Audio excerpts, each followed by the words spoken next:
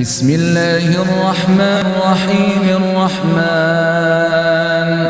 علم القرآن، خلق الإنسان علمه البيان.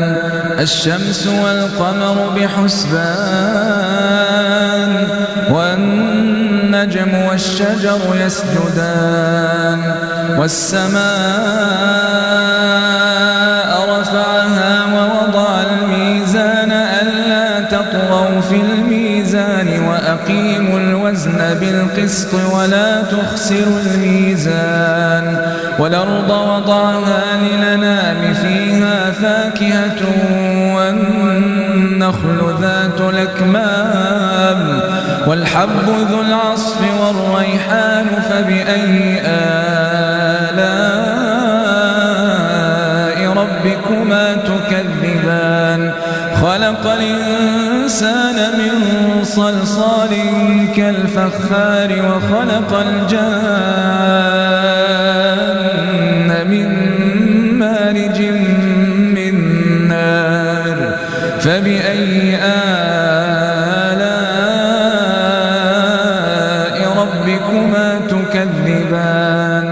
رب المشرقين ورب المغربين. فبأي آلاء ربكما تكذبان؟ مرج البحرين يلتقيان بينهما برزخ لا يبغيان. فبأي آلاء ربكما تكذبان؟ يخرج منهما اللؤلؤ والمرجان. فبأي آلاء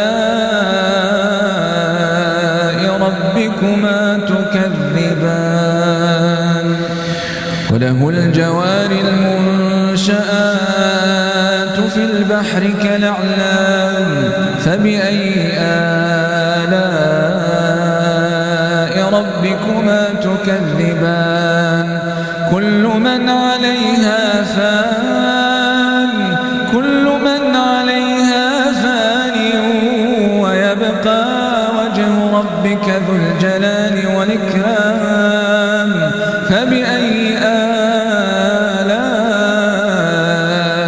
ربكما تكذبان؟ يسأله من في السماوات والأرض كل يوم هو في شأن. فبأي آلاء